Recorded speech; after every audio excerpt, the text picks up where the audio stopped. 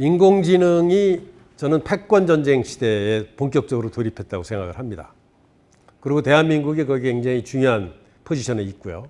그래서 이 문제를 어떻게 바라볼 것인가를 생각해 봤는데요.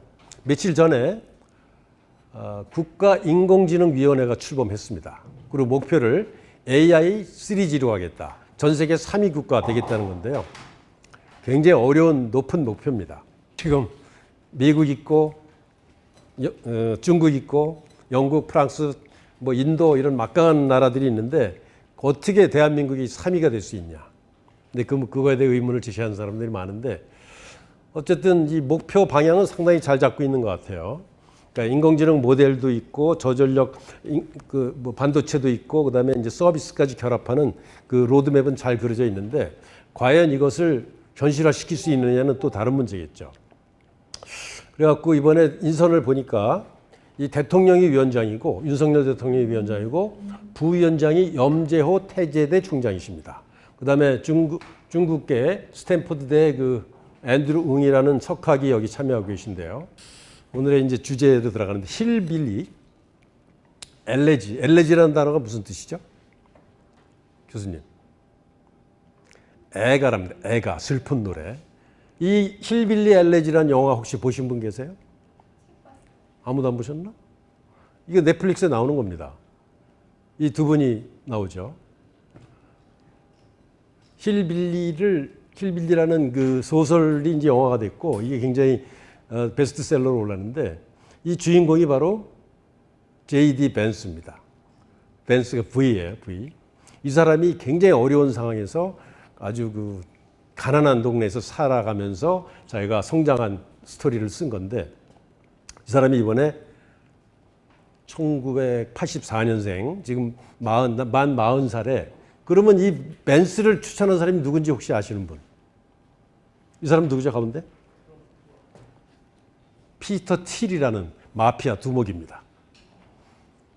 페이팔 마피아라고 혹시 들어보셨는지 모르겠는데 페이팔 마피아의 대부인 피터 틸이 그 벤스를 추천한 사람이에요.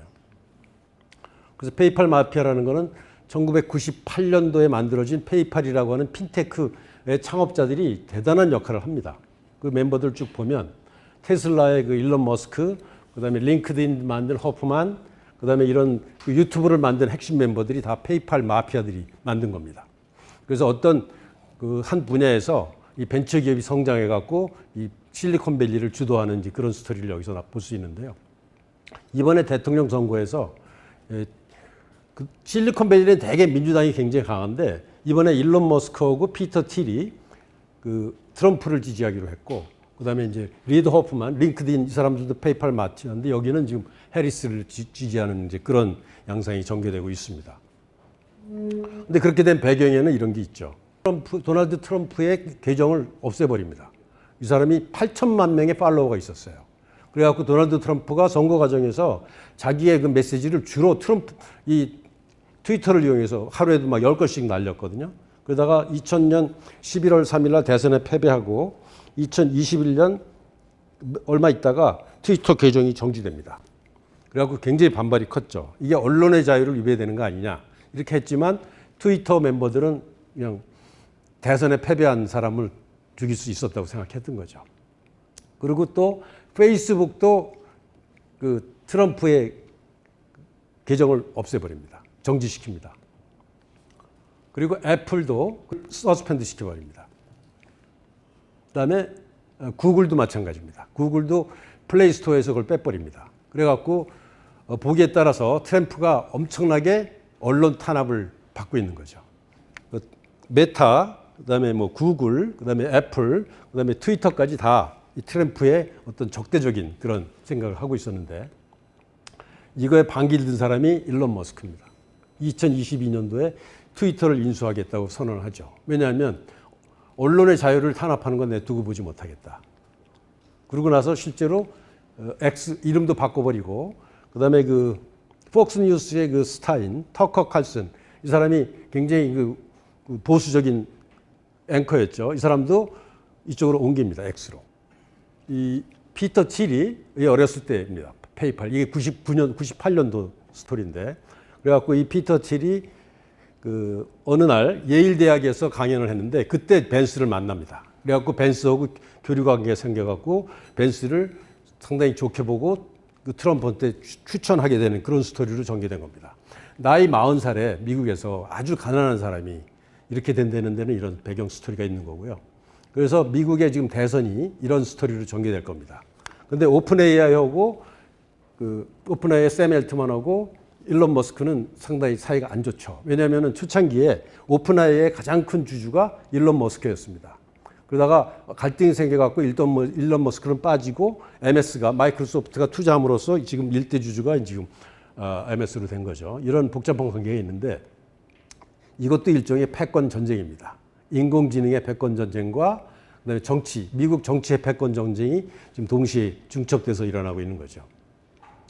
여기 또 중요한 인물 중에 하나가 로렌스 핑크라고 하는 그 블랙락의 CEO가 있습니다. 왜 중요하냐면 이 미국의 어마어마한 기업들의 가장 큰 주주가 블랙락입니다. 블랙락은 ETF, 그러니까 간접 투자 상품을 취급하는 세계에서 가장 큰 그 자산 운용사인데요. 지금 9트릴리언, 작년에 9트릴리언 달러였으니까 작년 한 1년 전의 데이터인데 그 1년 사이에 엄청나게 가격이 올라서 이건 제가 만든 자료인데 이 당시만 하더라도 엔비디아가 51빌리언이니까 70조 대다가 지금 엔비디아가 얼마인가? 185빌리언이니까 얘네들이 갖고 있는 게 블랙락이 갖고 있는 게 그래갖고 한 240조까지 올라갔죠. 그래서 블랙락이 이런 엄청나게 큰 회사들한테 굉장히 큰 영향력을 미칠 수가 있습니다. 그런데 블랙락은 우리나라에서 1대 주주라고 보시면 됩니다. 1대 주주는 국민연금, 2대 주주가 블랙락입니다. 그래서 우리나라 정치에도 국제적인 패권 정치에도 블랙락의 레리 핑크가 엄청난 영향력을 미칠 겁니다. 근데 이 레리 핑크가 굉장히 약간 민주당 성향의 좌파적인 인물이었어요. 그래갖고 ESG라는 용어를 이 사람이 퍼뜨려갖고 굉장히 프로모션을 하다가 최근에 이걸 폐기합니다. 폐기하고 더 이상 이제는 ESG 얘기를 하지 않겠다. 그러니까 시대의 흐름을 이끌어가는 사람입니다. 근데 이 사람이 이번에 트럼프 정부의 재무장관이 될 가능성이 있습니다. 그래서 두 사람이 그 후보인데 제이미 다이먼이라고 하는 JP 모간의 그 CEO 오랫동안 했죠. 월스트리트에 거의 황제격 되는 두 사람 중에 한 사람이 이번에 재무장관이 될 거로 보는데 근데 특이한 거는 블랙록의 레리 핑크가 비트코인을 엄청나게 좋아합니다. 그래갖고 비트코인 ETF를 푸시했고 그다음에 이더리움의 ETF를 만드는 데 결정적인 역할을 한 사람이 바로 이 레리 핑크입니다. 그래서 이 암호화폐 업계에서는 트럼프가 당선되면 오를 것이라고 기대하는 사람들이 많이 있습니다. 그래서 이 트럼프가 집권하게 되면 벤스, 그다음에 이런 레리 핑크, JD 벤스죠. 그다음에 이런 피터 틸 이런 사람들과 정권을 같이 하지 않을까. 이런 사람들의 영향력을 가지고 국제 정치가 이루어지지 않을까 하는 게 제 생각입니다. 물론 이것도 제 내피셜입니다. 당대될지 안 될지 아직 잘 모르죠. 그래서 주제를 좀 바꿔서 특이점이라는 단어 많이 들어보셨을 텐데 싱귤라리티라고 합니다. 이게 2005년도인가 커즈와이라는 사람이 책을 썼는데 특이점이 온다. 그래갖고 이 특이점과 관련된 얘기가 많이 있었고 도대체 싱귤라리티가 뭐냐. 어떤 특이점이라는 거는 어떤 문명이 거대한 변화가 되는 변곡점이라고 얘기할 수 있는데 이거를 가장 상징적으로 보여주는 게 이 바로 인공지능이 인간의 그 지능을 넘어서는 그 시점을 바로 싱귤라리티라고 얘기를 했고 근데 이게 벌써 한 15년 전에 싱귤라리티를 얘기 많이 했는데 지금 챗GPT가 2년쯤 전에 나온 다음에 이 싱귤라리티가 생기는 시점이 훨씬 빨라질 것이다. 이런 예측들이 많이 있습니다. 예를 들면 2020년만 하더라도 앞으로 50년 지나야 싱귤라리티가 될 거라고 생각했어요. 근데 2022년 말에 챗GPT 3.5가 나온 다음에 8년 있으면 될 거다. 이렇게 예상하고 있습니다. 그래서 지금 빠르면 26년, 내후년, 늦어도 2030년에는 싱귤라리티가 올 것이다. 그러니까 인공지능이 로봇가 인간보다 훨씬 뛰어난 그런 로봇가 생겨나서 인류 문명과 모든 인간의 어떤 운명을 바꿀지도 모른다라는 그런 엄청난 거대한 변화의 지금 중심에 저희가 있는 겁니다. 그래서 이런 시대에 과연 어떤 변화가 있을 것인가? 단순히 뭐 직업이라든가 일상생활뿐만 아니라 국제적인 패권 혹은 전쟁, 어떤 정치 모든 분야에서 산업 모든 분야에서 큰 변화가 있을 거로 예상하는 것이고 그것을 상징적으로 얘기하는 게 바로 싱귤라리티라고 하는 단어입니다. 그 중에 핵심이 이제 데이터 센터라고 할 수 있는데요. 제가 대충 계산해 보면 제가 계산은 이게 1년에 GPU가 한 2배씩 늘어나고 있어요, 지금. 그리고 GPU의 성능이 한 1.6배씩 늘어나고 있습니다. 그래갖고 이게 3년이 되면 32배의 계산의 양이 늘어나고 6년이 되면 한 1000배가 늘어납니다. 6년 후에 지금의 GPU의 계산량의 1000배를 계산한다는 얘기입니다. 그때는 아마 모든 그 길에 다니는 로봇이라든가 뭐 여러 가지 스마트폰 같은 경우에 이제 그런 다 연결되겠죠. 지금도 인공지능의 지능 IQ가 약 한 30 내지 150 정도 된다고 보거든요. 근데 이거보다 1000배의 계산량이 늘어나면 어떻게 될 거냐? IQ가 한 1000쯤 되는 겁니다. 그때 과연 어떤 세상이 올지 아무도 모르는 거죠. 비관적인 생각하는 사람도 많고요. 그래서 제가 그래프를 그려본 게 바로 한 2030년쯤 되면 한 1000배 정도 계산이 늘어난다. 이렇게 보는 거고요. 이거는 산업통상자원부에서 본 건데 현재 국내 그 데이터 센터가 한 147개인데 한 8년 정도 후에는 1200개로 늘어난다. 그다음에 전력 수요가 지금의 42배가 늘어난다고 보고 있어요. 근데 과연 이 42배 늘어난 전력을 지금부터 준비해도 할 수 있느냐? 못한다는 겁니다. 그러니까 원자력 발전소 세우는데 10년 걸리는데 지금 우리나라는 거의 불가능하죠. 아마 지금 빨리 시작해도 한 15년 후에나 원자력 발전소가 생길 것 같아요, 우리나라. 그렇다면은 인공지능을 돌리기 위한 전력이 부족해서 우리나라가 인공지능 후진국이 될 가능성도 있다는 것을 상징하는 겁니다.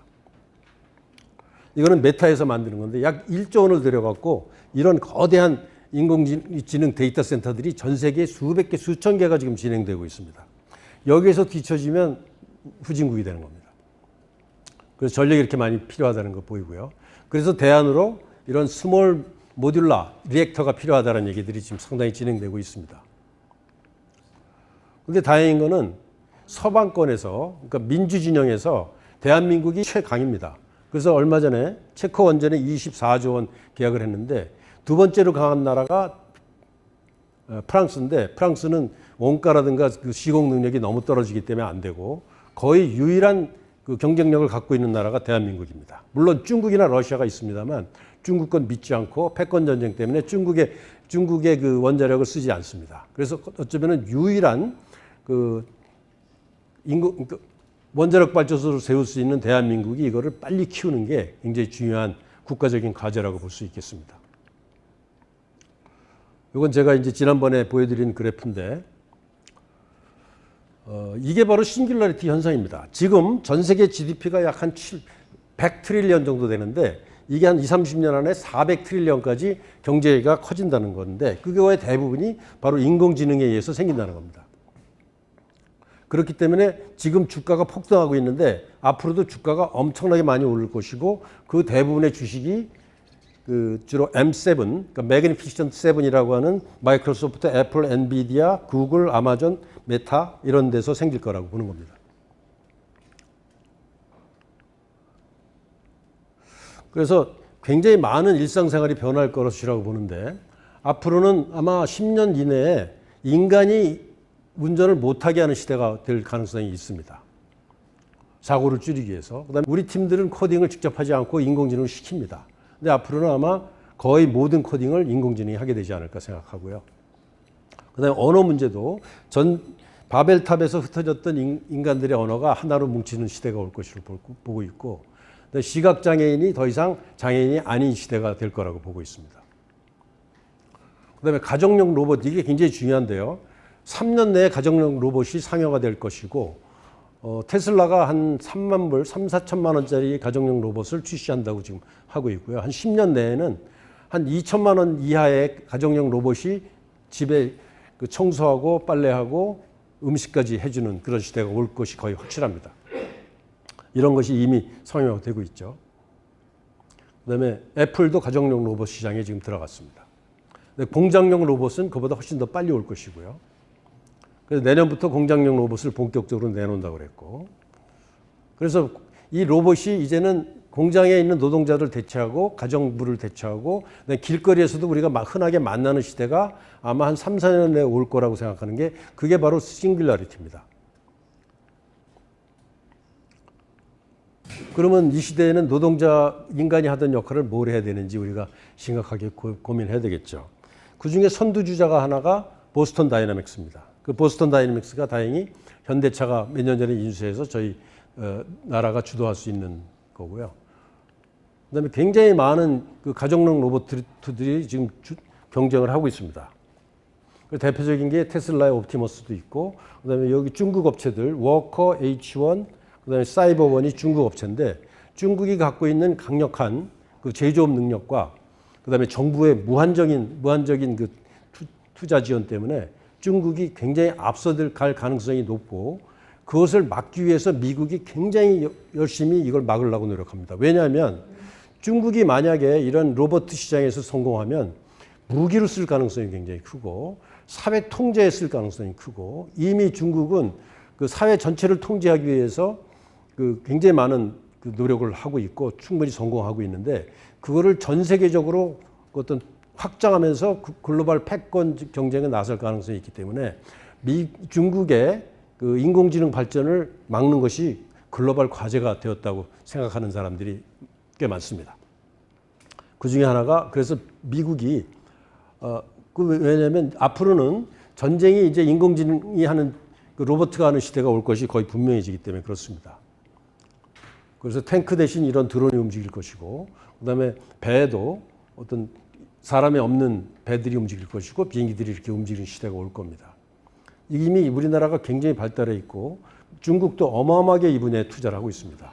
그래서 만약에 한반도에서 전쟁이 난다면 그럴 일이 없기를 바라지만 만약에 중국이 대만을 공격을 한다면 이런 양상이 되지 않을까 이런 생각을 하고 있습니다. 그래서 이제는 군사, 안보 분야에서 인공지능의 패권 전쟁이 굉장히 중요한 시대가 왔다는 겁니다. 그래서 앞으로 미래 전쟁은 인공지능 전쟁이 될 것이다. 인간 없는 전쟁에서 과연 어떤 양상이 벌어질지 미리 준비해야 된다는 얘기를 하고 있는 겁니다. 그래서 중국이 이 굉장히 중요한 로봇 분야, 인공지능 분야, 반도체 분야, 통신망 분야에서 전 세계적인 경쟁을 하고 있는 패권 전쟁의 시대가 지금 전개되고 있고 1등이 미국이라면 2등이 중국인 경우가 굉장히 많고 한국도 조금 껴 있습니다. 그래서 우리가 이런 상황에서 어떤 포지션에 가져가야 되는지가 굉장히 중요한 거죠. 그런데 이번에 지난달 그 중국의 가장 중요한 그 정치 행사 중에 하나인 삼중전회에서 국가 핵심 전략으로 로봇, 인공지능, 반도체에 중국 정부가 무제한 자금을 지원하겠다 이런 발표를 합니다. 중국이 여러 가지 문제가 많죠. 지금 부동산 문제도 있고 뭐 내수 부족 문제도 있는데 그런 거를 훨씬 후순위로 놓고 이거를 가장 중요한 정책으로 정했어요. 굉장히 무서운 일이 현재 전개되고 있는 겁니다. 그래서 미국은 인공지능 반도체를 중국에 수출하려고 굉장히 노력하죠. 그래서 원칙적으로 엔비디아의 그 GPU는 옛날 버전 말고는 H100이라든가 앞으로 나올 G100은 중국의 수출이 절대 금지되고 있습니다. 근데 유학생들이 배낭에 메고 지금 갖고 들어가고 있죠. 그래서 시중에서 한 4천만 원 정도 되는 그 장비가 중국에 갖고 들어가면 1억 원이 넘습니다. 그 스머글링이 굉장히 많이 진행되고 있고 그걸 미국이 막으려고 굉장히 노력하고 있고요. 최근에 이거 어제 나온 뉴스인데 대한민국이 만든 HBM이라고 하는 하이닉스에서 나온 메모리를 중국에 수출 금지하겠다. 그러니까 이미 대한민국은 이런 그 인공지능과 관련 패권 전쟁의 한 중간에 있는 겁니다. HBM이라는 건 하이 밴드위스 메모리라고 그래갖고 그 인공지능에 특화된 메모리입니다. 근데 이거는 왜 필요하냐면 그 HBM 그러니까 그 H100 같은 그 엑셀러레이터라고 하는데 그 GPU는 그래픽 프로세싱 유니트는 그 병렬로 어마어마하게 그 데이터가 처리되는데 그거에 걸맞는 메모리가 필요한 겁니다. 그래서 바로 그 GPU 바로 옆에다가 HBM을 붙이는데 HBM과 이 GPU 사이에 1024개의 그 통신망이 바로 연결되어 있는 그런 장비이기 때문에 이것이 없으면 그 GPU가 돌아가지 않고 인공지능이 돌아가지 않습니다. 근데 다행히 대한민국이 거기에 1등이고 삼성전자는 아직 여기 따라가지 못하고 있고 하이닉스가 요새 주가가 엄청나게 오르고 이익이 나는 이유가 바로 HBM 때문입니다. 이게 2023년도 자료예요. 그러니까 메타 15만 개, 그다음에 MS 15만 개, 그다음에 나머지 뭐 이렇게 쭉 된 거를 제가 요거를 올해 데이터하고 이제 향후 데이터를 좀 바꿔봤어요. 그래서 내년도에 올해 말에 나올 장비가 그 G100 블랙벨이라는 장비인데 이거는 지금 H100 장비의 한 성능이 한 5배 정도 좋습니다. 그래서 제가 이제 자료를 만들어 본 게 이게 메타하고 MS가 15만 개씩 샀습니다. 근데 올해는 작년에 15만 개인데 메타가 올해 30만 개, 2배 이상 샀습니다. 그래서 아마 이 정도 되지 않을까 이렇게 생각하고 있고, 그래서 보면 미국이 한 M7이 약 60%, 그다음에 미국이 한 70%의 GPU를 좀 장악하고 있는 걸로 보이고, 중국이 약 17%, 한국이 약 한 3% 정도입니다. 지금 한국이 사는 게. 그래서 제가 이걸 지금 계산을 하는 이유가 바로 이 GPU가 거의 엔비디아의 GPU가 세계 시장을 거의 독점하고 있고 앞으로 5년 내에는 독점이 깨지지 않을 거라고 보고 있는데, 이 GPU를 확보하지 못하면 인공지능 산업을 발전시킬 수가 없습니다. 그래서 올해 엔비디아의 매출이 약 60빌리언이니까 80조 원 되고 내년에 2배로 늘어날 거로 대들 보고 있어요. 그러면은 근데 한국은 지금 한 2조 원 정도, 내년에는 한 4조 원 정도 수입을 해야 되는데, 다행인 것은 하이닉스의 HBM이 올해만 해도 한 10조 원 정도 수출합니다. 내년에 한 20조 원 정도 수출합니다. 그리고 바로 이 하이닉스의 HBM의 그 원가의 비중이 약 13% 정도 됩니다. 실제로 그 엔비디아의 GPU는 마진이 70%입니다. 원가는 30%밖에 안 돼요. 그 중에서 거의 절반이 하이닉스의 HBM인 것 같아요. 이건 제가 추정한 겁니다. GPU를 많이 사다가 데이터 센터를 진짜 많이 짓지 않으면 도태될 수밖에 없는 상황입니다. 그리고 G3에 도저히 다가갈 수 없어요. 그다음에 이제 인력 문제가 굉장히 중요한데, 이거는 호주에서 나온 자료인데, 그걸 이제 이 그래프가 상당히 흥미있는 그래프인데요. 예를 들면 중국은 약 한 20%의 인력이 언더그래주에이트, 그러니까 학부에서 공부를 하고, 그다음에 미국이나 유럽으로 많이 유학 갔다가 직업을 중국에서 얻는 사람이 있고 미국에서 얻는 사람도 있다라는 어떤 그래프입니다. 그래서 미국은 언더그래듀 학생은 작은데 많은 사람들이 유학하러 와갖고 여기서 직업을 찾기 때문에 인재들이 굉장히 많다는 뜻을 얘기하는 겁니다. 한국은 이 정도 수준이죠. 그나마 일본보다 좀 많습니다. 그래서 인력이 그러니까 학부에서 키우는 것도 중요하지만, 그다음에 그 유학생들을 많이 받아야 되고 직업을 많이 창출해야만 인력이 양성된다 이런 건데요. 결국은 이런 첨단 분야는 인력이 가장 중요한데, 여기서 보시다시피 미국하고 중국이 이제 각축을 벌이는 거 알 수 있죠. 근데 그 자료를 자세히 나온 데이터를 보면 놀랍게도 그 원자력 분야는 1, 2, 3, 4, 5등 안에 저희가 없습니다. 이게 문재인 정부 때 인력이 다 빠져나간 거예요. 근데 로버트는 그나마 우리나라가 한 5위 정도 됩니다. 근데 중국이 1등입니다. 28%, 미국이 25%. 그래서 로봇 분야가 중국이 세계 최강이 될 가능성이 있다는 거죠. 그다음에 이건 하이 퍼포먼스 컴퓨팅, 컴퓨터가 미국이 30%, 중국이 26%, 그나마 한국이 한 3위 정도 있습니다. 이거는 AI 알고리즘은 중국이 1등, 미국이 2등, 영국이 3등, 4등이 한국입니다. 그래서 중국이 얼마나 강한지를 알 수 있죠. 그래서 중국에다가 그러니까 엔비디아의 장비를 안 넣는 게 얼마나 중요한지 이거를 보고도 알 수 있습니다. 머신러닝도 중국이 1등입니다. 내추럴 랭귀지도 중국이 2등입니다. 그 다음에 가장 많은 인구를 가진 게 인도입니다. 인도는 근데 이제 여러 가지 인프라가 안 되기 때문에 한국이 2등 될 가능성이 약간은 보입니다.